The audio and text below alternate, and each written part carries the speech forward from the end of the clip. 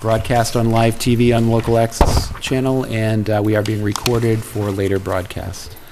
And we're going to start our evening with our annual budget hearing, so I'll call that hearing to order.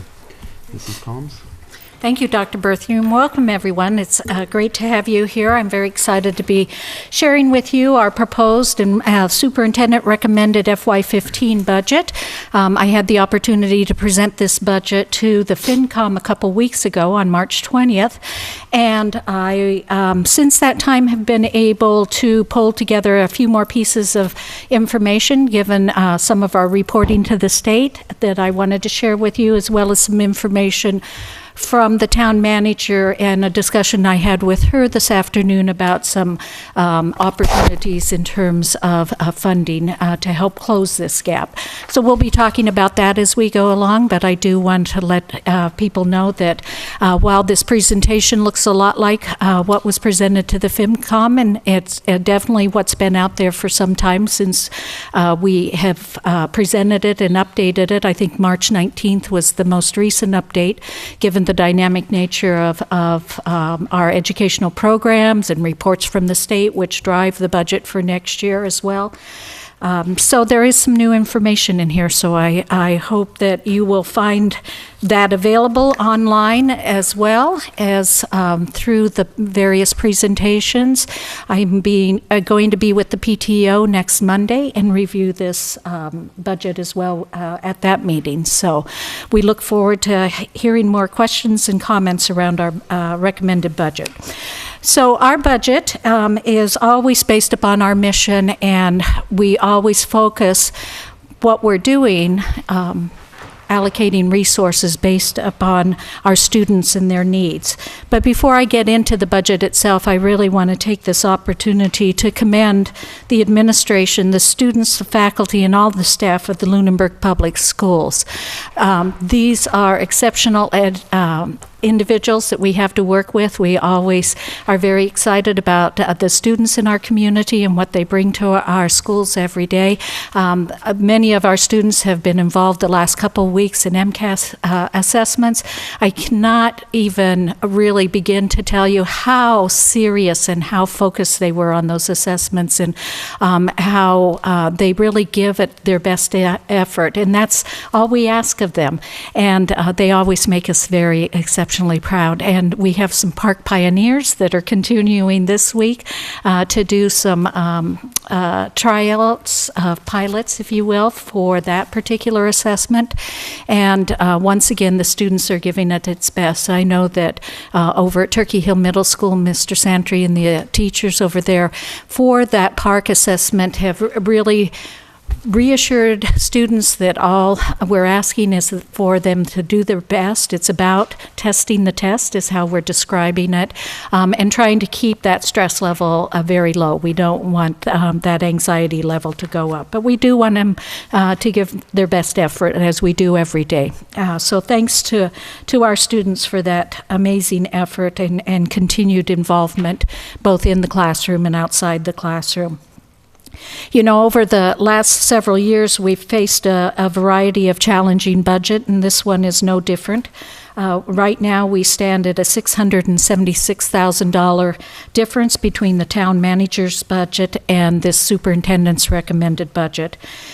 My job tonight is to present a budget that meets the needs of our students, and we always keep our students as the focus of our decision-making and resource allocation. We're very excited about the opportunity for our new building and continue to work on that project as well. I want to reassure everyone that we keep that in mind as we look at this budget, that thinking about that building and reconfiguration of our educational program is all part of our decision making around the next several budgets going in. And our goal with a co-located middle school, high school was to maximize efficiencies and update our curriculum and have alignment and all of those kinds of things we're currently working on and will continue to work on. You know, one of the things that we're very excited about with that new facility is the opportunity to have project-based learning and have spaces that are specifically designed for project work. And I have to tell you now about the Secretary of Education's visit to the Lunenburg Public Schools. I think that was last Thursday, if my memory serves me. I see my Mr. Santry and Mr. Spadafino nodding. Unfortunately, the secretary only had time to visit 2 buildings, and the stay at Turkey Hill Middle School was a pretty brief one, but he did get into a couple classrooms there as well as classrooms at Lunenburg High School.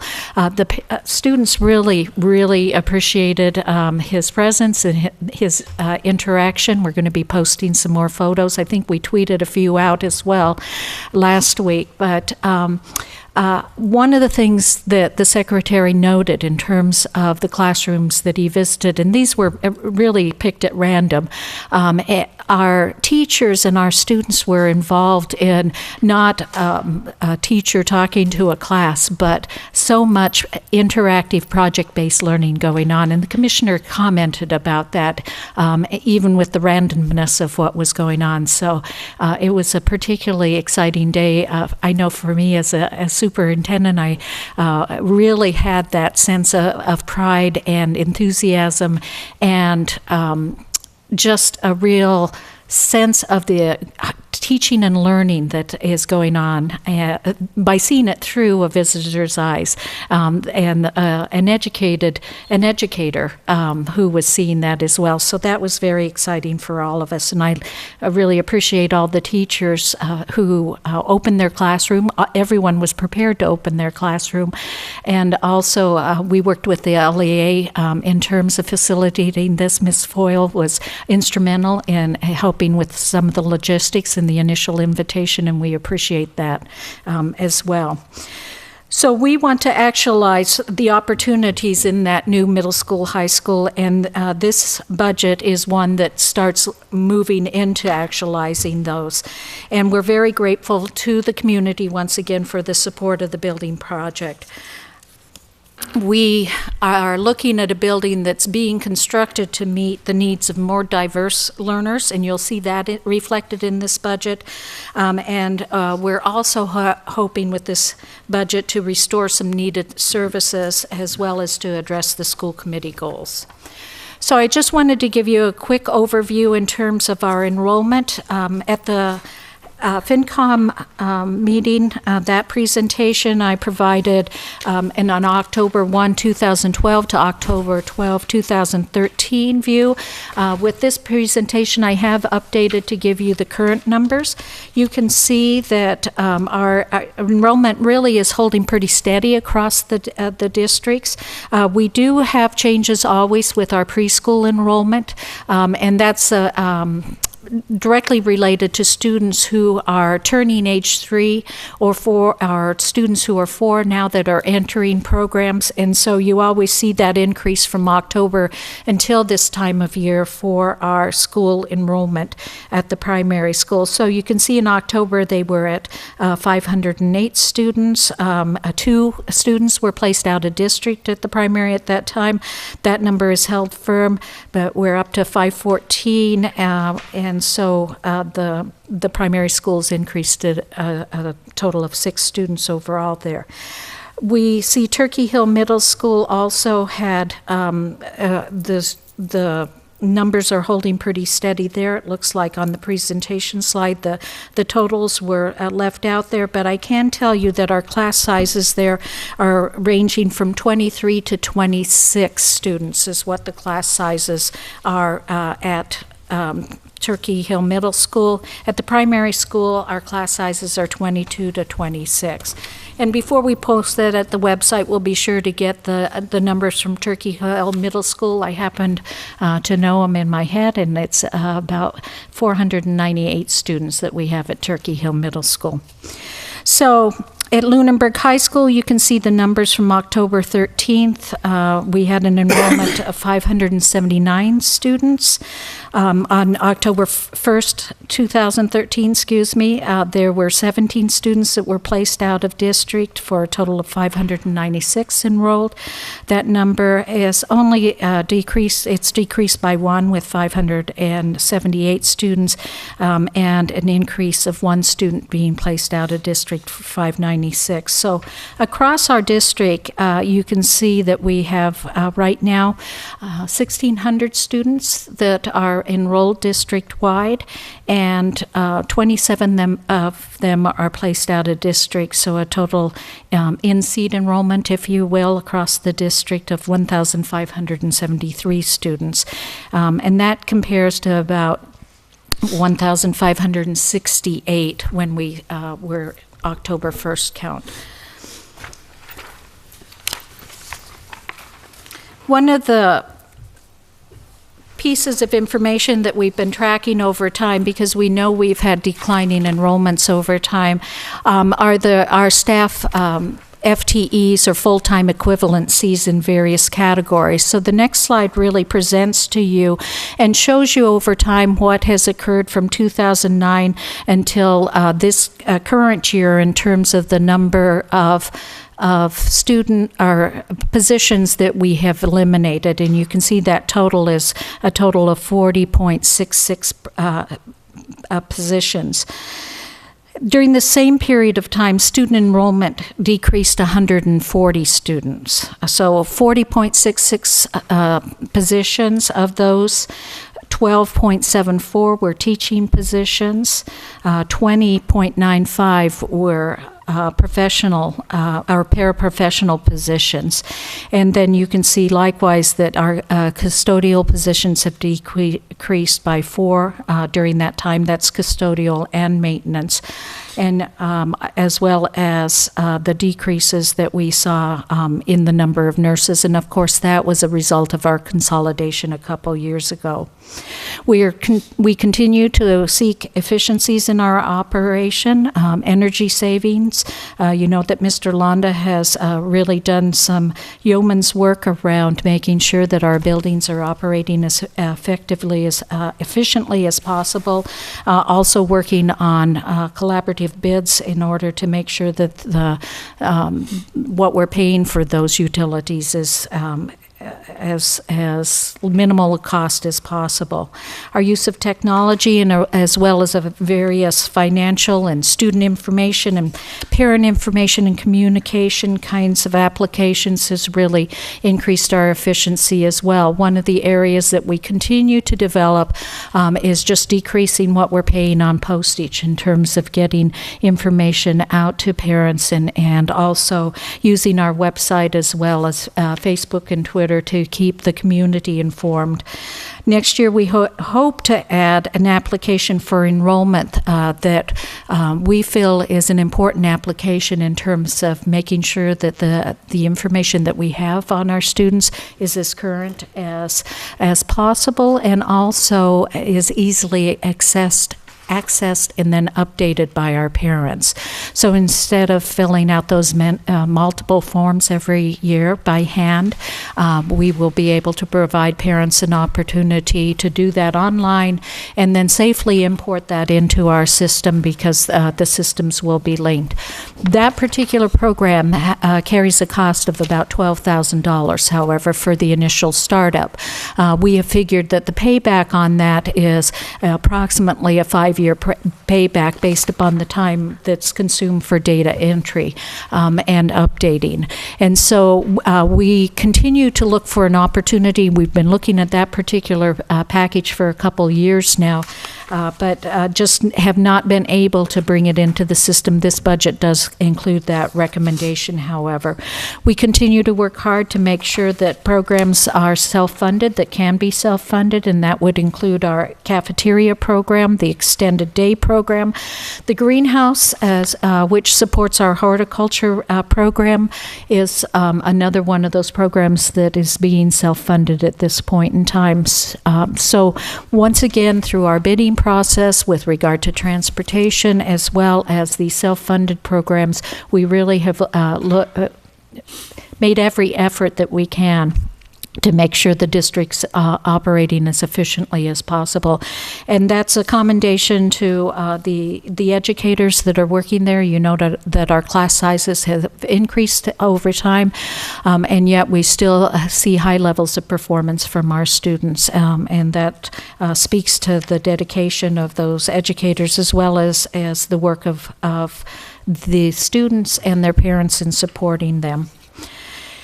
One of the things that has been discussed on a fairly regular basis is what's happening with school choice. And I want to spend some more time talking about school choice because at times people have indicated that perhaps more individuals are leaving our district. When you look at these trends and you go back to 2004, you can see the number of students that were going out at that particular time were about 52.3. And you can see how those numbers were relatively stable over time until that 2012 period when we saw a pretty significant bump up to 75. And that's gradually decreased over the years as well. And that particular situation, I feel that we have the data to point that some of our new developments contribute to those numbers. When we see the number of students that don't necessarily choice out of Lunenburg, but when they move to Lunenburg, don't start attending our schools. And we'll look at those numbers a little more carefully here in a few minutes. But also I want to look at 2009 in terms of receiving students. And I think this really tells the story around this whole differential between receiving and sending and how we've gone from a plus side of the category to a minus side of the category as well. Because starting in 2009, is when we started really decreasing the number of classrooms that we had across the district, and number of teachers, number of paraprofessionals. All those reductions started in 2009. You can go back to that previous slide and see that. Now, we had declining enrollments, but that also impacted our capacity to really open up to choice numbers as well. So you can see that we basically have closed the door on accepting students under choice, except in ninth grade. We can open a few slots, but because of our staffing levels, we continue not to open very many slots with regard to choice, just because our classrooms are already very large. If we look at the class sizes at our high school relative to our enrollments there, if we look at the core academic subjects, if you will, and hopefully I'm not offending anybody with the use of that word, but 20 to 25 students are enrolled in our content areas like math and science and social studies and English language arts. Our AP and elective courses range. They can be as low as 10 students enrolled in them, or they can be as high as 30.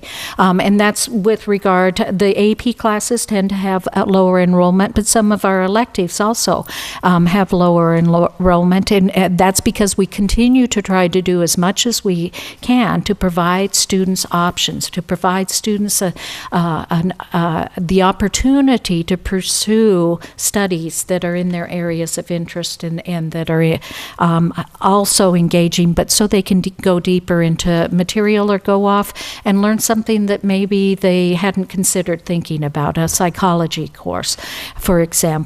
Our band and chorus generally ranges from 35 to 40 these days, and that's been an updated number since I did the finance committee presentation. I had that number a little higher there, but right now with our current high school attendance or enrollment, it's 35 to 40 students that are usually in our band and chorus, and spectacular performances by those 35 to 40 students as well.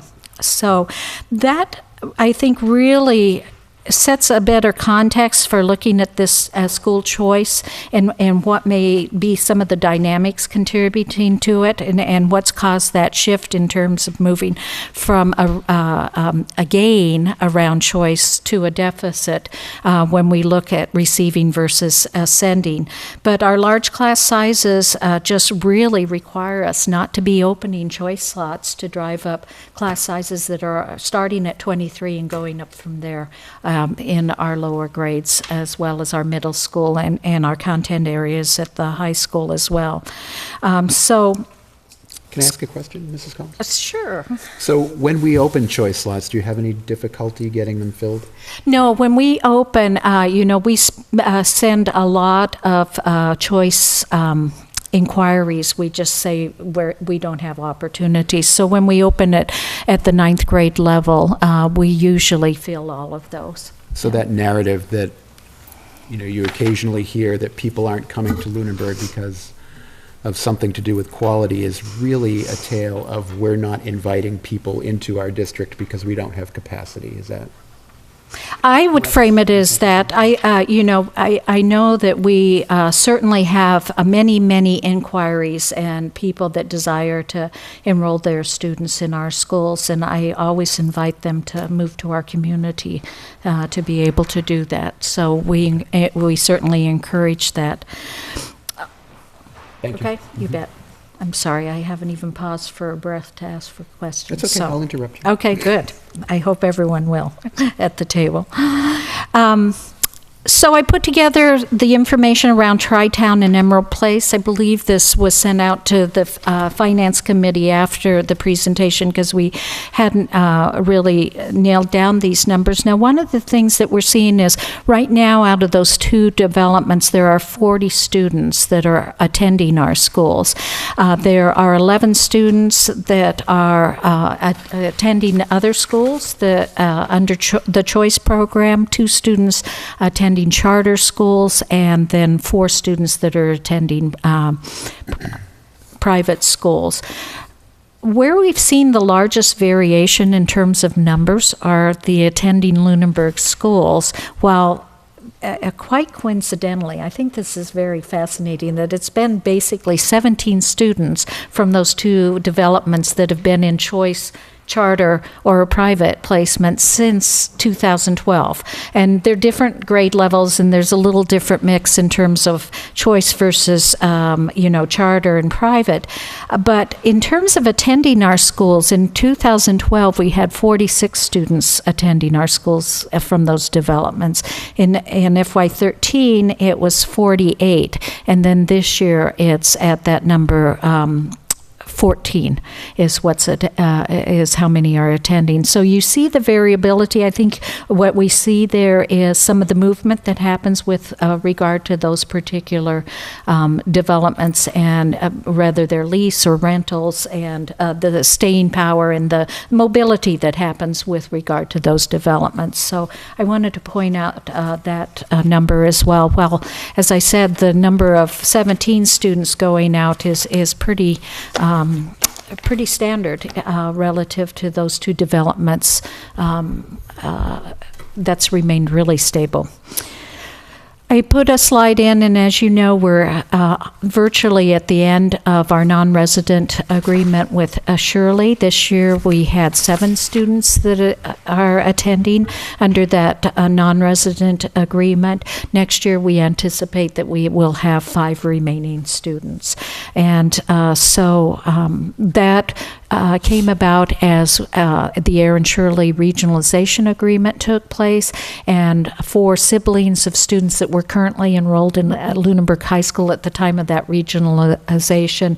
In order to keep families together, we agreed to extend that agreement and continue to have students pay tuition, just a few number of students, in order for those families to continue to have their children graduate from the same high school, basically.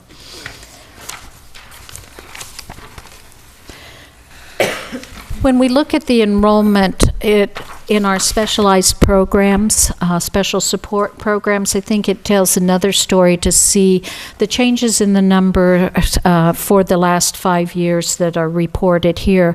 You can see our students with limited English proficiency, or students who are English language learners, has gone from in 2011, or FY11, I'm sorry, it was 8 students, and this year we have 27 students.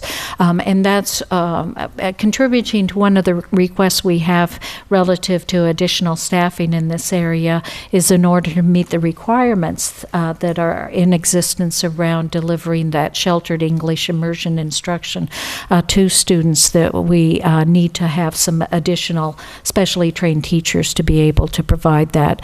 Students with disabilities, you can see that actually our numbers moved up, but are gradually moving down again. We, in FY10, we're at 253, we're at 259. In 2012, we were at 280. One of the things, though, is our percentage. The numbers, while decreasing, as our percentage has gone up in terms of our total population, from about 17, which is the state average, to now being 18 for us, which is above what the state average is.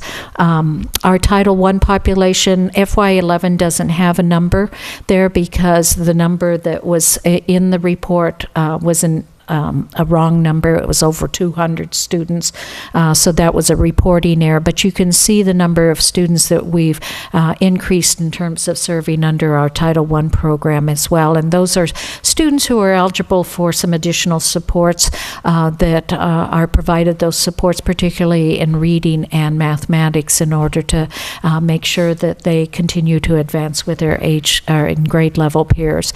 And another statistic which I thought was very informative is students that are considered low income and qualify for free and reduced lunch. And you can see that our numbers have increased substantially there over this period of time.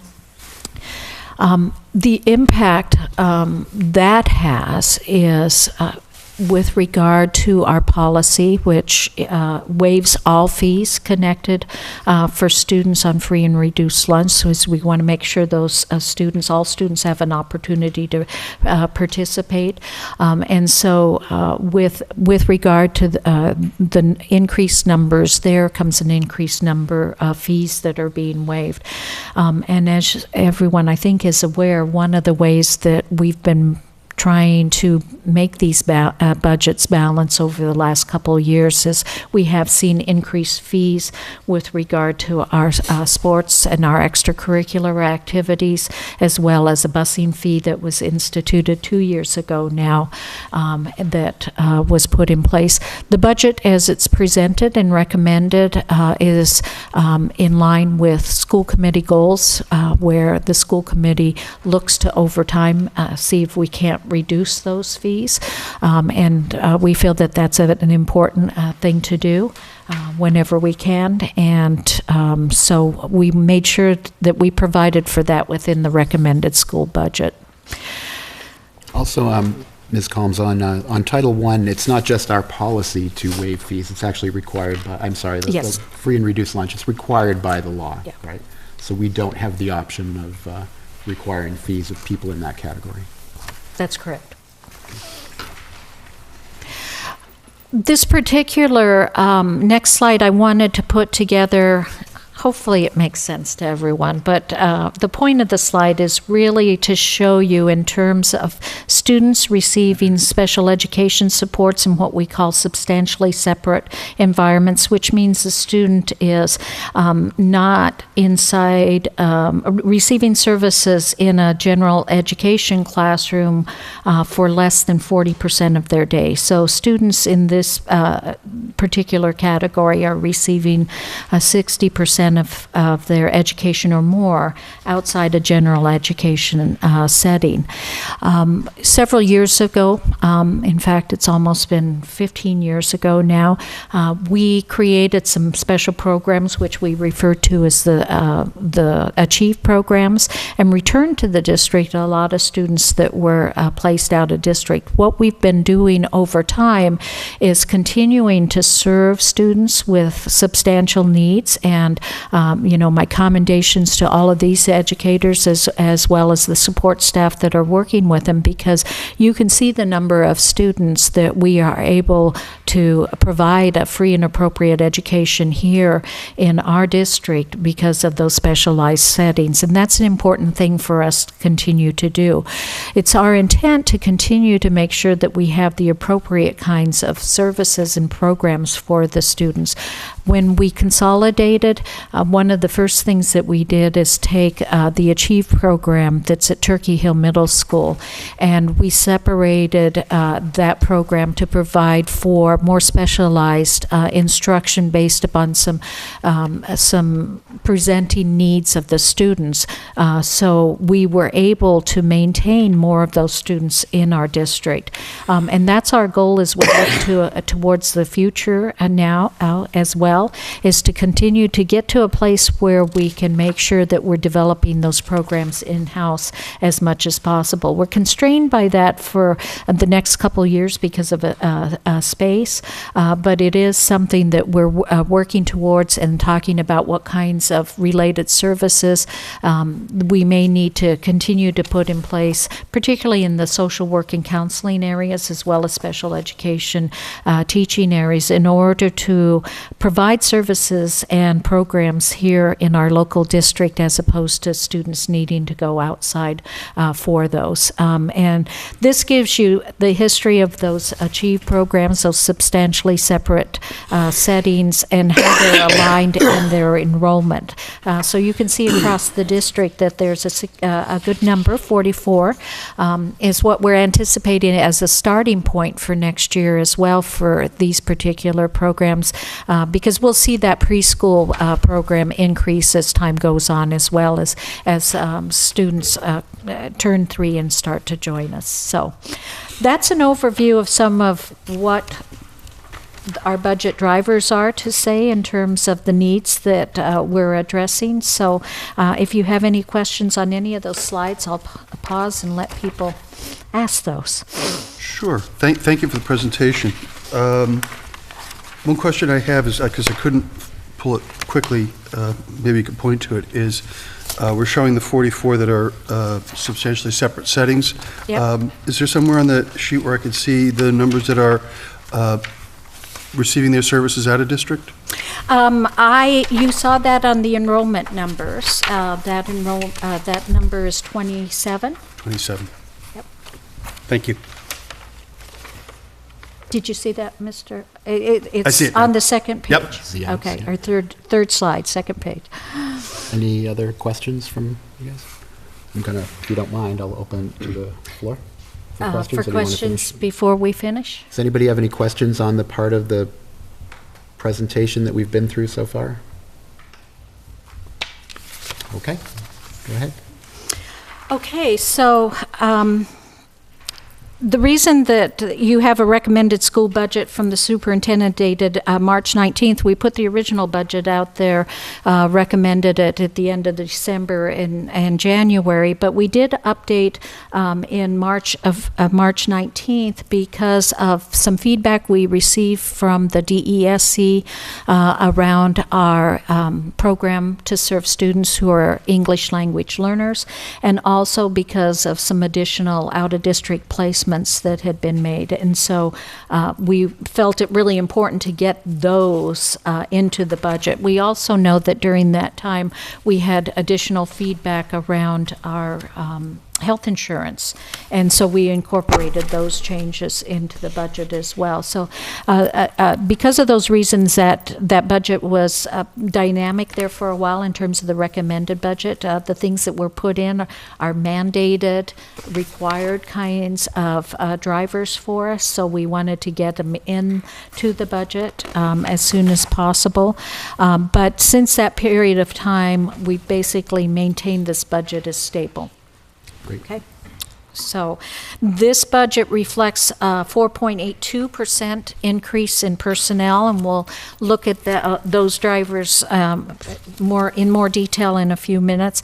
A 13.96% or a 14% increase in non-personnel, and I can tell you that the majority of that is related to placements and tuitions for out-of-district placements. And we'll see the dollars related to that, which leaves an overall increase in the budget of a 7.69%. Is what this reflects. Now, you know the town manager has recommended in the initial budget a 3.5% increase, and that included, I think, over 2% of that included, or right at 2% of that included the increase in Chapter 70 funding for us. So when we look at the next slide is titled Fiscal Year 15 Personnel Drivers. You can see that we continue to move smaller amounts, definitely, not the $250,000 that we were moving into the budget, out of non-resident as well as choice revenue. So we've very effectively implemented our strategy of reducing those, the budget that used to be supported by those revenues, particularly the non-resident revenues, over time. We unfortunately have had increase on the non-personnel side, particularly the tuition base, that has basically not allowed us to stabilize the budget at this point in time. We continue to be in that mode of having this deficit as we go in and look at what the needs are. We have in this budget added 1.5 limited English proficient or English language learner teachers, those as well as 3 paraprofessionals that are well documented in terms of a need. Currently, we have that need documented and are trying to adjust staff on a daily basis to make sure that students' IEPs and other needs are being met appropriately. And then this also provides for the reinstatement of maintenance personnel that Mr. Londa very clearly articulated in terms of the size of the district and the number of buildings and square feet. It really returns that back so we can make sure that we continue to have a good preventative maintenance program as well as the capacity to respond to and make the repairs that we need to, certainly at a more efficient cost than contracting for outside labor on those. Athletics shows an increase. This was in part due to looking at the construction of the new building and what we may need to put into, particularly in the fall, when we lose a field, or a couple fields, 3 fields to be exact, where students, athletes are going to be practicing as well as playing games. I really want to commend the AD, Mr. McAuliffe, for working and making sure that with the youth leagues as well as within so many of our teams that we're providing for at least 4 home games during the season, a minimum, and sometimes more from the looks of the schedule at this point in time, plus the practice time. But this would require both our boy and girls soccer teams to go off-site at least for next fall until that front field, that early project is done. And so that is one of the things contributing to this, as well as hoping to maybe do some reduction in, to some degree in fees. The IT reorganization where we're basically dropping a technician and adding a network administrator to continue to build what has been a pretty robust environment for us.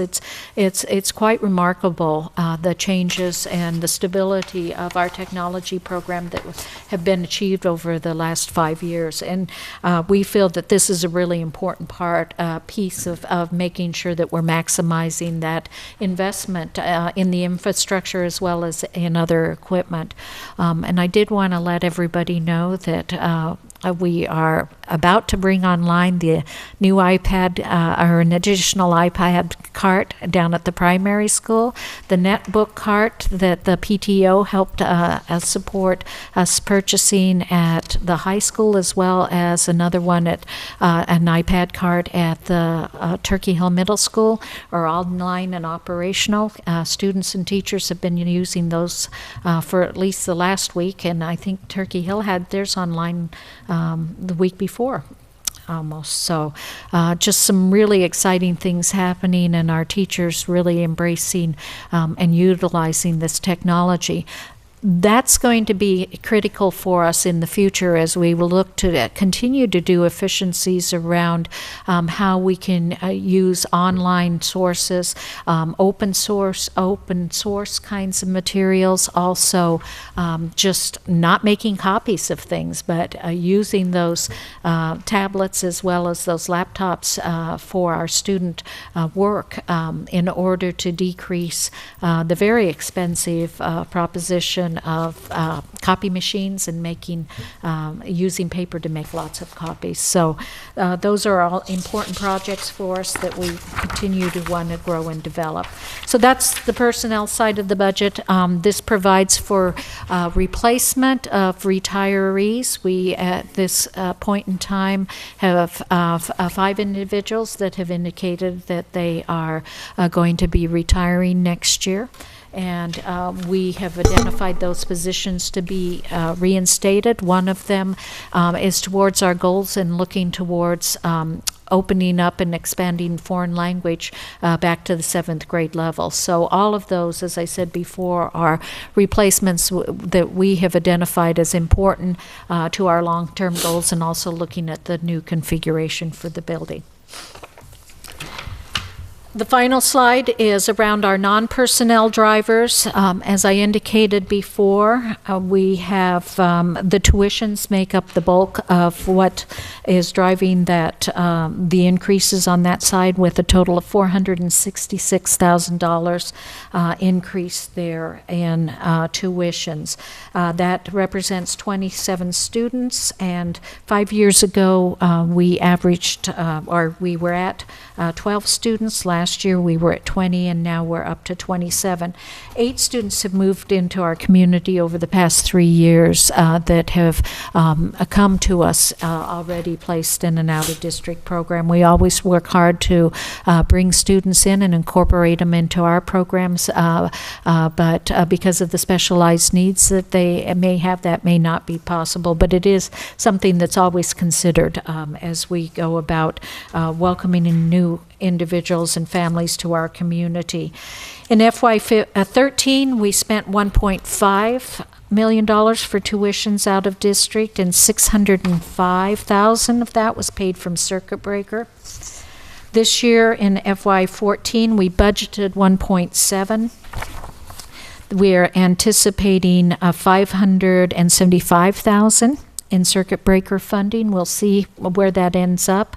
Sometimes we get a little bit of a bump. I think last year when they finally finished off the books for circuit breaker at the state level, I think we had another $12,000 that came in. So it's based upon what happens with what the state has reserved around their extraordinary relief program, which is set up for districts that if you exceed 25% of where you began the year, you can get some additional support from the state. Good strategy. Works well if you start low and have very significant increases during the year. doesn't really help that much when you already have $1.7 million in increases, and you can see what it takes to get to 125% of that. So I talked to Representative Benson about the fact that, Circuit Breaker is a really important program to not only our district, but I know across the Commonwealth. And while they try to do something around that extraordinary relief, in talking to my colleagues around the surrounding areas, our experience is very similar to almost every single district around us in terms of the increases in this area over the last couple of years. Some of it is, we're seeing greater incidences of students with social, behavioral, and emotional needs that require some pretty specialized settings out there. We're now anticipating, right now in this current budget, we've seen an increase of $175,000 this year.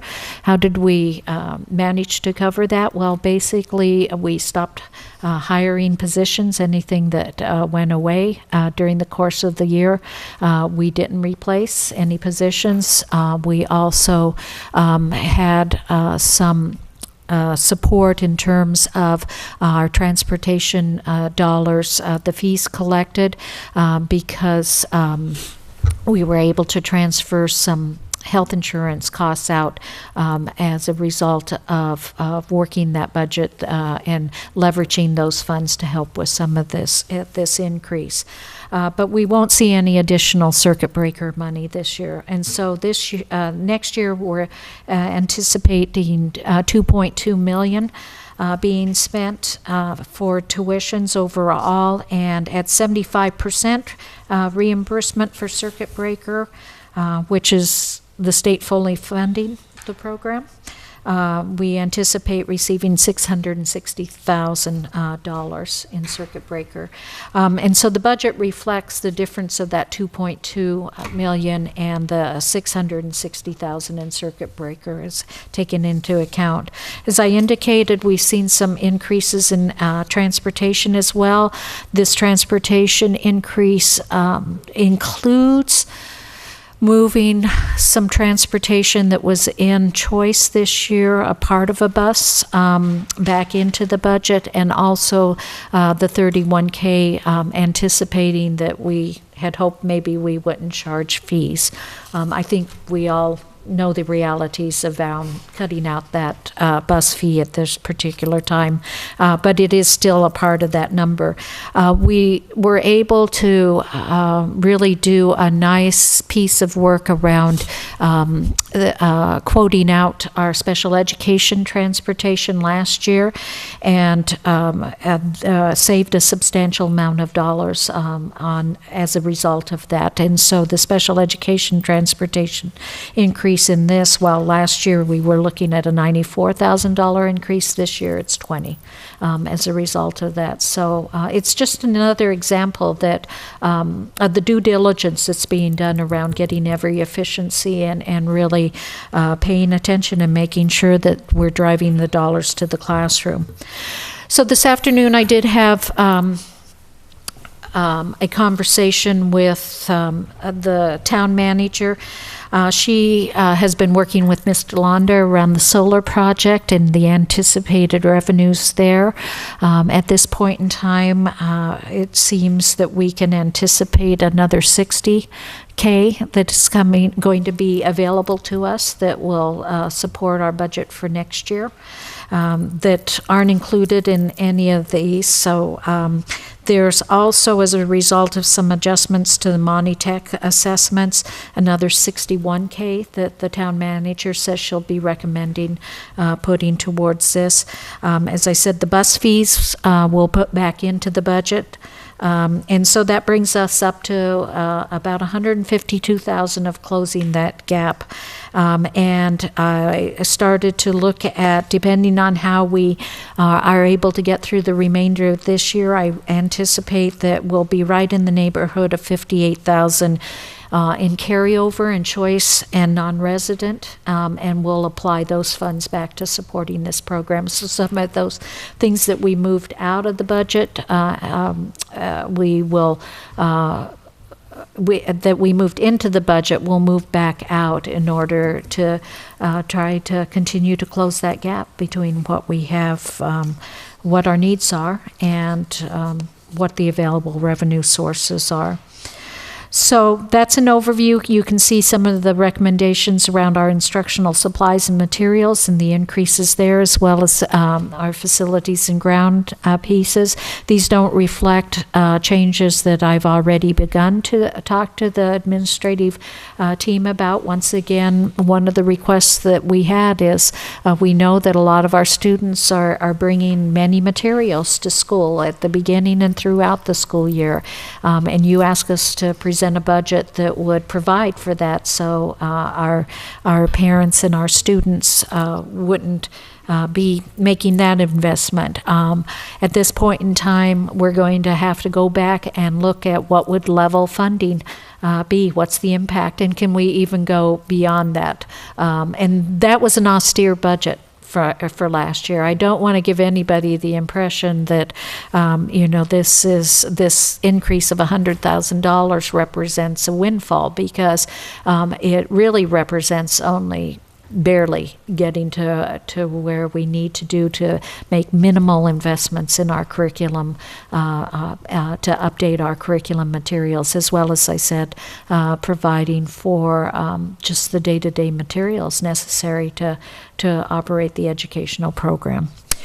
So that's the FY15 recommended budget, and we'll be happy to respond to any questions. I think everybody has a copy of the line item budget, and that's available. Our principals are here, and I want to thank all of them and their staffs for the amount of work that they put into developing the budget. The presentation started last October, and it represents a substantial amount of time doing this, and also the central office personnel, Mrs. Curley, as well as Mrs. Cooper and Mrs. Peterson, for their time and assistance in helping us put together these materials. And I do apologize for that one slide that I didn't see that was clear in terms of the enrollment, but we'll fix that and get that posted up and sent out to all of you that are here as well by tomorrow morning. So thank you. Thank you, Ms. Combs. Does anybody have any questions or comments from up here? Okay. I do want to thank you for putting this together, because one of the things, by asking that we look at a scenario where we're not subsidizing our district by burdening our parents, I wanted to be apparent to everyone what the true cost of educating all the students in our district is, and how that changes over time, and that's what this budget's showing us. I think we all accept that it's unaffordable given the current situation in the town, but even restoring the fees is not going to bring us to a place where we're going to be able to maintain the level of service that we have had this past year. And so I've heard a lot of talk about what a comfortable year it is. It's not comfortable on this side of the world. So I wanted to make that clear. Any questions from the public? Okay, so we'll adjourn the public hearing, and move on with our agenda.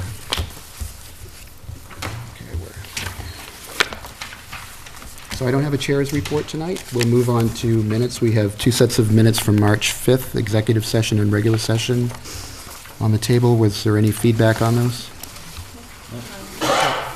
Okay, so we'll approve those minutes. And we do have warrants on the table for you to sign, and I think there is a line item transfer today. There is a line item transfer, and it's actually around some work on the high school roof in the amount of $7,675. And Mr. Londa is requesting that that be moved out of maintenance of building supply and into the maintenance of building contract. Mr. Londa was with us last meeting and gave an update about the roof and what was going on. And I've asked him to come back today and talk about, we had a rainy weekend, Mr. Londa. How'd we do? Work on the roof is continuing. It's not done with the repairs, but I did come in Sunday to the high school because I was concerned about amount of rain we had Saturday and into Sunday. And at least I'm glad to report that the roofers that are working on the repairs apparently did find where the water had been getting in, and to get a temporary patch in place. So it was dry in the high school in classrooms 216 and 218 and the cafeteria over the weekend. So they'll still continue to work on the roof. They have to still put down the tar paper and then re-gravel that section of the roof. But by sweeping the large sections they did, they were able to find where the water's coming from. Just imagine how much more time you'll have available when you're not spending half the winter chasing leaks on the high school roof in a few years. I think we'll all look forward to that. Are Route 216 and 218 back in service, or are they still offline? No, they're back in service. We had kind of a sense that they had found the leaks, but we had a real, so we brought them back into those two rooms in the early part of last week, and so they were in it all last week, but it was such a dry week that we did not really know for sure whether or not they had found all the leaks, but at this point I'd say they definitely must have found them. Found out. Right. And we were able to air them out, given the weather? Yeah, we put a couple of folks on cleaning both those two rooms intensively, and they wiped down every surface, all the walls, all the furniture, all the flat surfaces, and so the room looked in really good shape for when they went back in there. Great. Thank you very much. Okay. So we do have a warrant transfer if you like to approve it or not. It's your call, but I think we have to pay for fixing the roof, so. Okay, we don't have a superintendent's report. I just wanted to recognize and congratulate our seniors who had their senior showcase, our seniors musicians who had their senior showcase last Friday. When I was in the booth before this meeting started, I noticed that it was playing up on the channels. So I encourage everyone, if you weren't able to attend that wonderful event, to at least catch it on the rerun, as they say. And it was very exciting. And just an amazing amount of talent there, and we really appreciated those seniors sharing it with us over the course of the last 4 years. They've been really great leaders, and that program continues to grow under the great leadership of Mrs. Wardwell as well. That and the Secretary of State and finishing the first round of MCAS, and we've just had some pretty good weeks of late here. So Excellent. Thank you. Okay, so we'll move to the school building committee report. We haven't met since last meeting. Great, that's a quick one. We'll have a meeting again next Wednesday. Okay. And now we have an Alice training presentation. Who's going to be doing that, Mrs. Thomas? yes, Officer Connery and Mrs. Blaisdell were the ones that drew the short straws, I guess. Actually, they volunteered. But they have a presentation on the Alice program. They'll go into this. I just want to say that after the tragedies, the continued tragedies that are occurring in school shootings, starting particularly with what happened at Virginia Tech, and then, of course, that tragedy at Newtown, security folks began to continue to work with schools about what are we finding out about the best ways to keep as many children and adults who are in schools safe. And so there's some new protocols that are being presented out there that we've been talking about for about a year. The Chief Marino and I and Mr. Londa attended a presentation not long after the Newtown tragedy, and then again this fall with Chief Marino and Lieutenant Lutz, I attended another update that the FBI and Homeland Security presented. So the chief was able to work and get the training here in Lunenburg, and we had several school personnel as well as several officers that attended, and it's our recommendation that we continue to look at this program and look towards implementing it. This begins the conversation. We've scheduled a parent meeting for interested parents to learn more about the program, and our administrators have started sharing with faculty faculties what this program means, and we're looking towards additional training happening in the fall. So with that, I'll ask Mrs. Blaisdell to go ahead and begin. I think everybody has a copy of that presentation as well. Well, Sergeant Connery and I put together some slides, to show you tonight. It's a very brief presentation, just to get the acronym out there as far as what ALICE stands for. On March 10th and 11th, as Ms. Combs discussed, representatives from the Lunenburg Police Department as well as the Lunenburg Public Schools attended a 2-day training at our Lunenburg Safety Building. We not only heard about the reasons why we need to do something different, but we were also able to implement several of the strategies that are talked about in the ALICE training. This is a program that's supported and taught by the ALICE Training Institute. And I understand that, just having these discussions of Sandy Hook and Newtown causes a lot of anxiety for a lot of individuals. So this is not an easy topic to talk about, but it's clear that we need to be looking at our current procedures differently, and that's why we're presenting for us to be thinking about a new enhanced lockdown procedure. Sergeant Connery is going to talk a little bit about why we're presenting this. Thank you again for having me here this evening. The training that we received March 10th and 11th through the ALICE program has showed me some different options. I do some tactical teaching for the police department, and I've looked at a bunch of different programs, and I believe this program started in 2001 and has evolved since then through the years, through different shootings that have occurred through the country.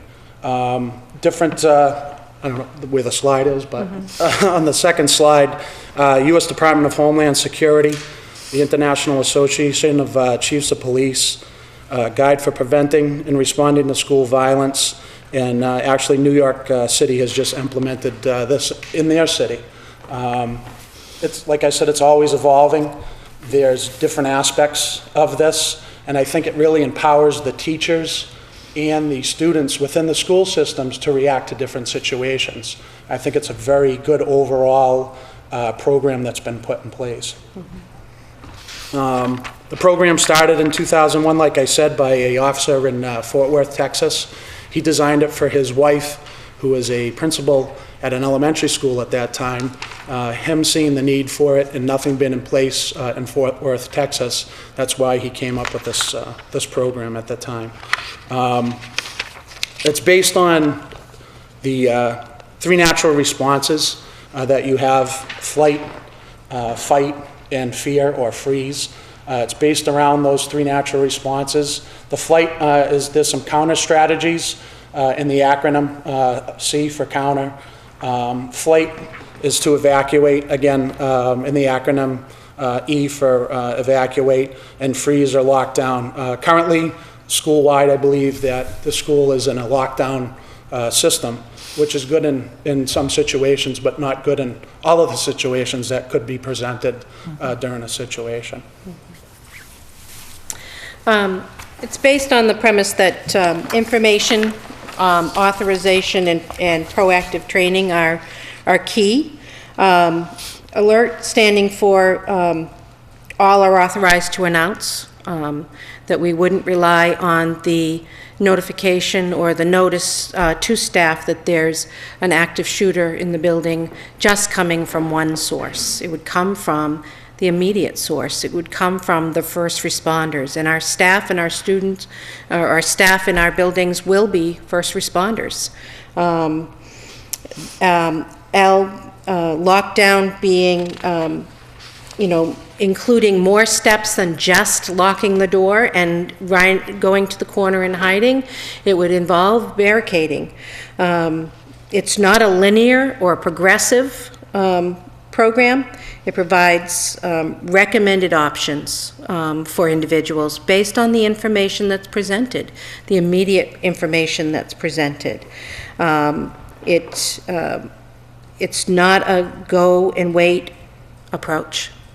It's a go, be informed, and then act accordingly based on the information that's being presented to you at that time.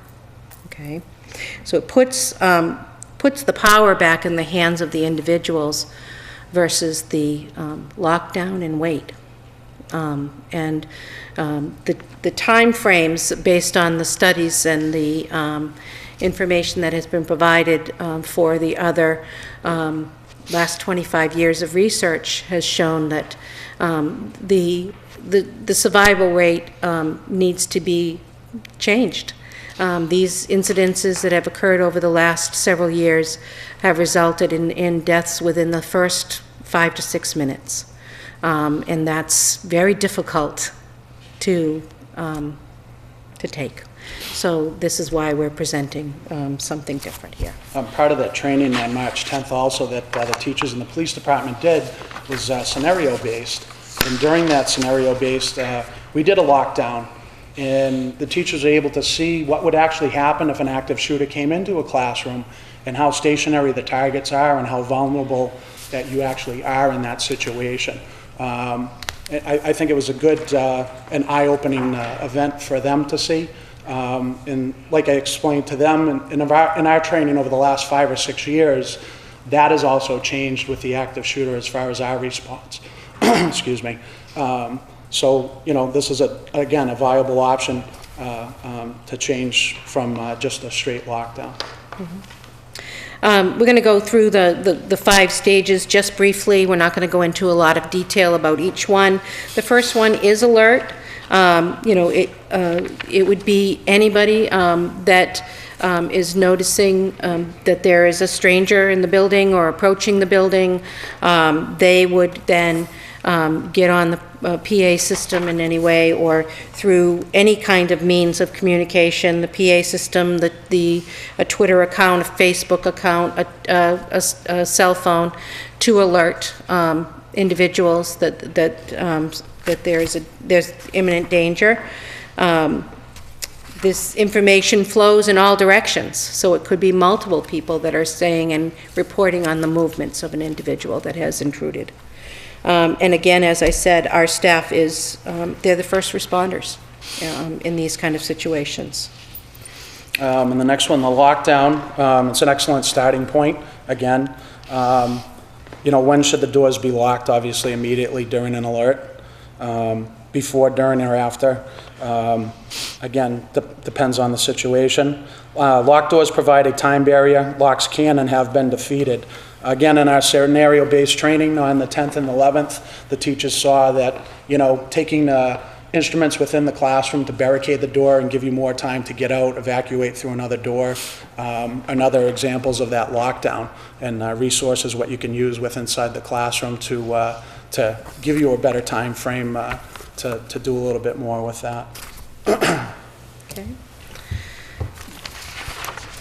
The next area of being informed, you know, our traditional lockdowns have been lockdown, we are in lockdown, and that was it. Then the teachers followed their protocols within their emergency binders and folders, locking their doors, moving the children away from windows and the door, and then waiting. With this system, we are informing them of the intruder's every move as best we can, and everybody is informing everybody of movement. If the person is going by a door, then a teacher may be using a cell phone or may be using something to indicate, you know, that this person just went by their door, so that we're getting that information out. That information is going to be critical in having people make the decisions, the real-time decisions that they need to make at that time. If we're reporting that an intruder is in one side of our building, then that should be, you know, helping people in another side of the building make decisions to evacuate or to move children into a safer location. So that informed piece is critical. The C for counter. Some people believe that this is, empowering the kids to fight. It's not empowering the kids to fight per se. It's empowering them to make distraction techniques, to distract the shooter, to give other people more time. It's grade-based, grade 5 through 8. There's small counter techniques, grades 8 through 12. There's different techniques to swarm an attacker. So there's different aspects of that. Again, This is only if they're in imminent danger. danger, bodily harm. So it's those kind of things. It just provides that other option rather than being in a corner and cowering. It's our natural reaction to freeze that way. But if we're training our children that there are other things that can be done to distract, to deter, to distract and get away, then that's a better decision in a lot of cases. When we think about the skill rates of a police officer versus an active shooter that may be coming in the building, we all know what our natural reaction is when something's being thrown at us. A water bottle, a ball, a book. Your natural reaction is going to be to duck and to put your head up, or to swing around, or to move. That's an opportunity that our children, could take advantage of to get away at that point, that our staff can take advantage of to get away. Developmentally, obviously, I don't want a kindergartner countering, but I do want them to know that when they're in that kind of situation, just as they are if they're in a fire evacuation situation, that the most important thing is to listen and do what they're being asked to do. React to what they're being asked to do. To listen carefully, to stay quiet and listen to their teachers. That's going to be developmentally appropriate for a primary school child. In the evacuate, only 2% of violent intruder events have been by more than one person. Some people think that, it's better to stay in school because there might be somebody else out there. Statistics show that's not the case. Rallying points, obviously that's something's got to be discussed within the school system, and what places to rally to. And again, options of evacuating the classroom, routes out of the classroom, out through windows, out through ulterior doors, all that stuff's empowering, again, the teachers or the students to think forward and get into that mindset that if something does happen, that's an alternative, and what should they do? Think about it ahead of time. Okay. So we will be needing the assistance of the community in that area, in this last area, as far as what would be our reunification points. Area businesses, area buildings that are around our schools. Coordination of, if we do have a rallying point at a specific place, getting our buses there to get children moved to a safe location. In cooperation with the police department and our community, we're going to need to name those places, develop the routes to those places, and get those places established. Just at the primary school, I can't send 513 students to the same location. So thinking about those kind of those strategic locations is going to be very important. And we need to get those, would need to get those in place. And these are things that, based on our meeting that we already had in March, that we're already starting to think about and starting to take those kind of plans and move forward with the next steps. What do we need to do next to get started? I actually wanted to ask John to come up and assist us with this slide. The first step would be for us to inform the community and staff about what ALICE is, and to answer questions and be able to field those questions with responsible answers that will alleviate some of the fears that people might have around changes like this. So the first thing we're going to be doing is informing community and staff with a forum on April 30th, 2014 at the high school. It's going to be classroom 13 at the Passios at Oh, 7 p.m. Sorry, changed. So classroom 13 at the TC Passios at 7 p.m., okay. Yep. And then we'd need to train staff. We've actually had looked at the next year's schedule and purposely felt that if we had 2 days at the beginning of the year, that we could roll out this training and get the staff prepared and with updated procedures and policies to incorporate Alice into our security protocols. The next two areas that we need to do are enhancing security and communication systems in our building, as well as enhancing police access, and that's what John's going to talk a little bit about. So the thing there is that this is a change of strategies. It kind of does influence how we look at how communications operate in the building. The primary school, it has the ability from multiple locations around the school to be able to use the building-wide intercom. And that's the kind of capabilities we're going to need to make this work as a strategy. We can't just have one location in the school and that's the only place you can broadcast building-wide. Unfortunately, that's what we have at the middle school currently.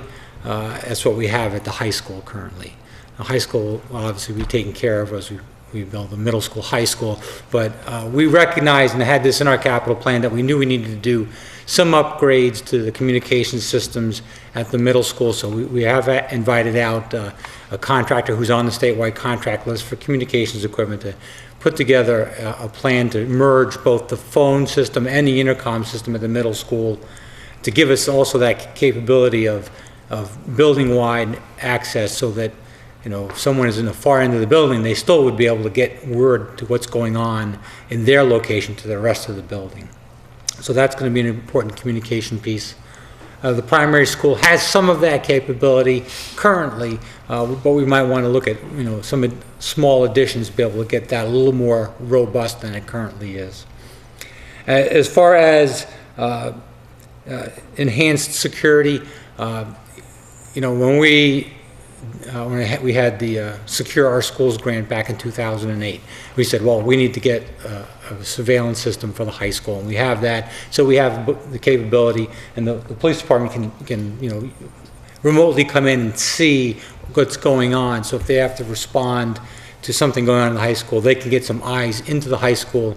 It's somewhat limited. There are some areas in the high school that we have vision, and we have a pretty decent coverage on the exterior of the building.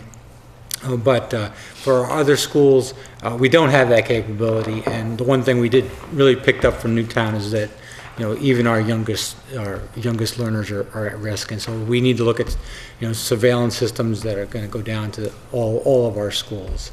So we've asked the contractor, also on statewide contract, to come out and help us get some pricing identified, some budget numbers for what it would take to add security cameras at the primary school and at the middle school.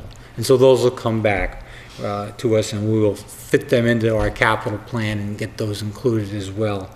The middle schools were a little bit hampered because, we obviously have an asbestos project that we're looking at for this summer, which keeps us from getting above the ceilings. And obviously, if you're going to put wiring in for cameras, you got to get above ceilings. So that probably would be the last thing we would do.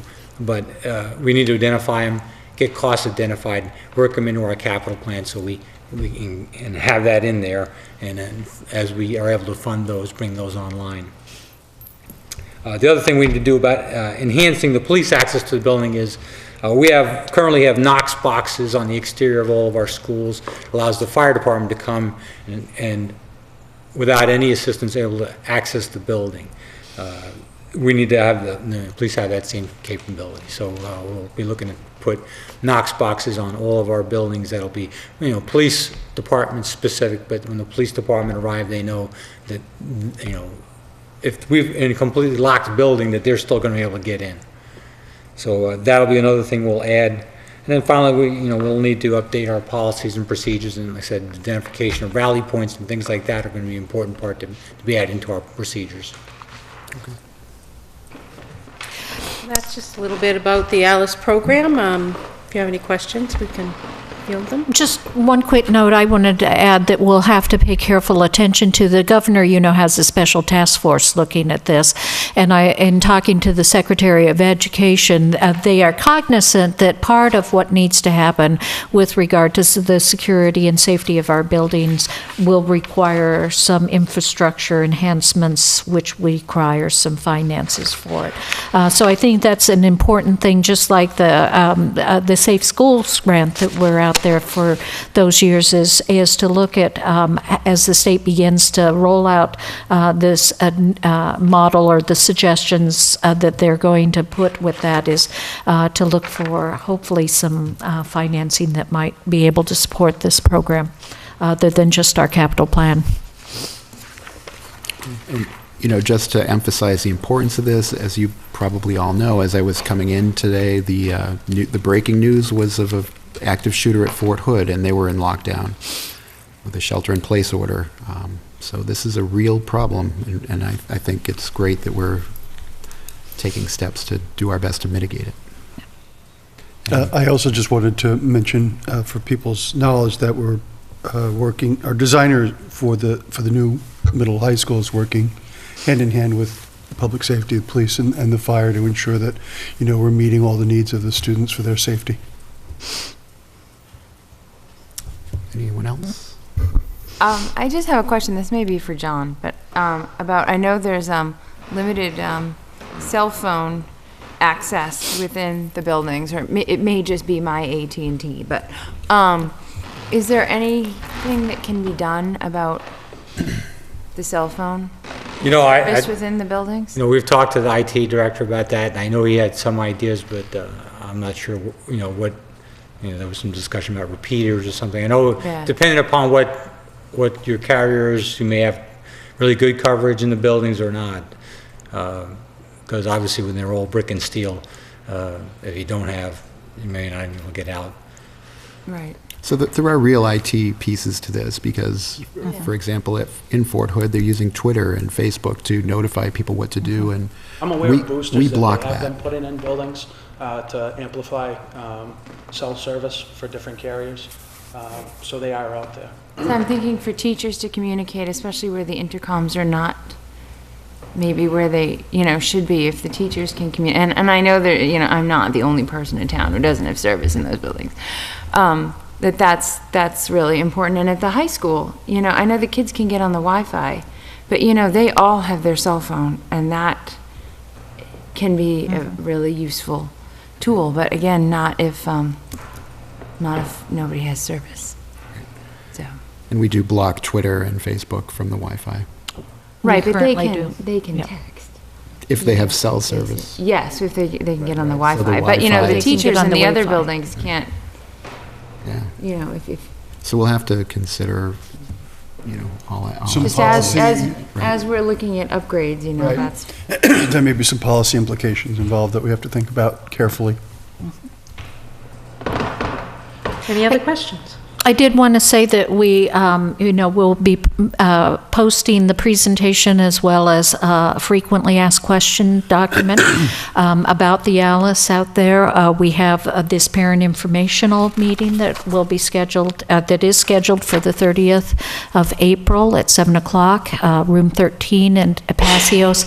I'll be talking to our extended day program because as in the past, as we're asking parents to come out, we want to make sure that if they need childcare, we want to try to provide that. Our extended day program has been really supportive of that. So we'll be working at getting all that information out to our parents. And if you have questions, please come. If you have an opinion, share it. We want to answer the questions. We know it is a change.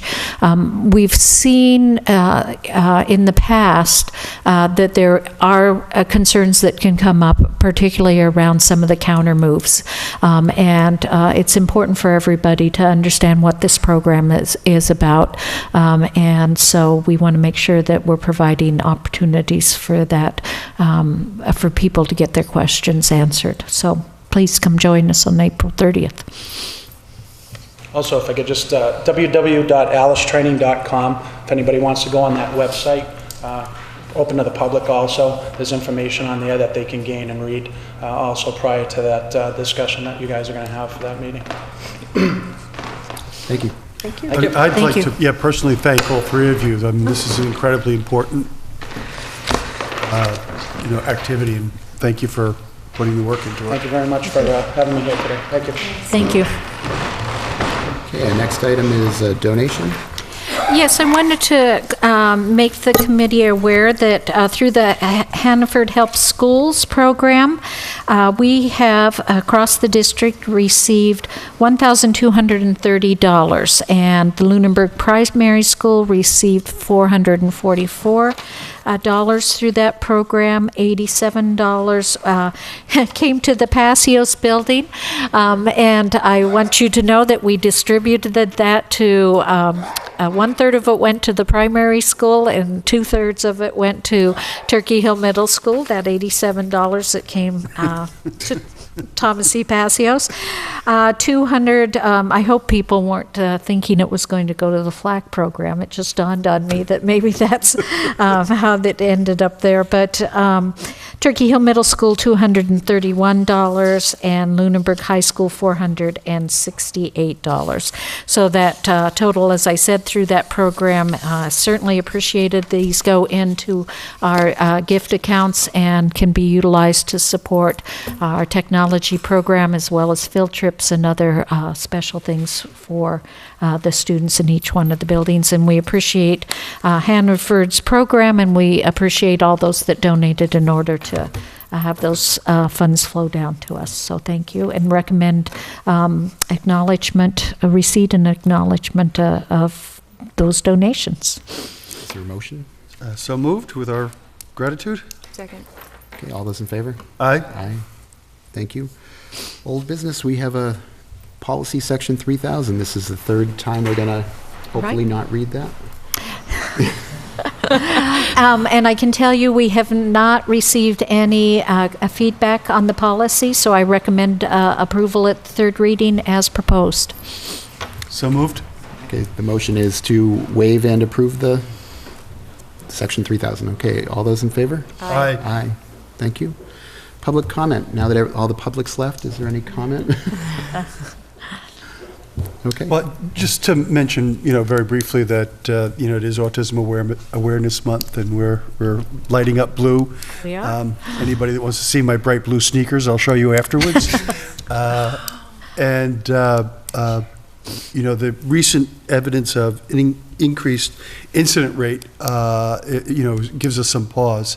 In the last number of years, we've seen it go from, 1 in 170 to 1 in 68. 1 in 68. And that is something that we should all be paying attention to, because it's going to affect, our entire society and how we deal with this. Thank you, Mike. Okay, reports. FinCom has a special meeting tomorrow, I believe. Yes. Right. We'll have a meeting to, Right. School councils? Turkey Hill met yesterday, but I was not in attendance. I've not had a meeting. The primary met last Wednesday, but I was not able to attend. Okay. PTO? Meets Monday. Had a very successful fundraiser 2 weeks ago, and have not had a meeting since then. Okay. But you are meeting Monday. They are. Yes. And I'll be reviewing the budget and also sharing information about Alice. Okay, great. And I will be at a Girl Scout leader meeting, so I will not be there. Policy has not met. If I I'm could sorry, just, go ahead. the PTO, I did attend the PTO Parents' Night Out, I guess it was called, which It had was.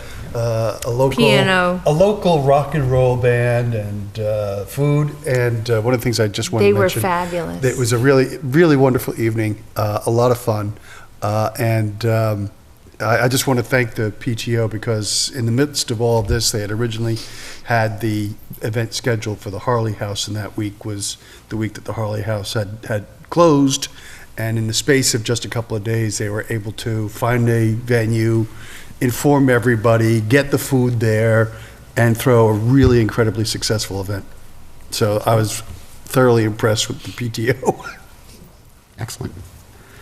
Thanks, Mike. Capital planning, I think, is not meeting anymore. right? Nope. Till next year, maybe? Wellness Advisory Committee, Has not met since the last time. Paxal, They met last Friday, and there were actually only 2 people in attendance, so it was a pretty short meeting, just discussing, trying to get some upcoming workshops. Perhaps working with other local PACs. great. Okay, Acceptance and Diversity Advisory Committee met last week, and we had a useful discussion about getting to a wrapping up point. So I think we're moving in the direction of having an out brief, probably the first meeting that we have in June, I think is what we're headed for at this point. Is there a Building Reuse Committee update? There has not been another meeting Okay. yet. Any other committees that we forgot about? There can't possibly be. Any items for future discussion? Okay, if not, we do have need for executive session, and I'll accept a motion to move into executive session pursuant to Mass General Law, Chapter 39, Section 23B, Paragraph 3, to discuss strategy with respect to collective bargaining with the Lunenburg Education Association, the Paraprofessionals Union, the Custodial Union, and the cafeteria workers. Is there a motion to that effect? So moved. Second. Okay, it's a roll call. Todd? Aye. Colleen? Aye. Mike? Aye. And I. So we will not return to open session. Thank you. Thanks. Thank you.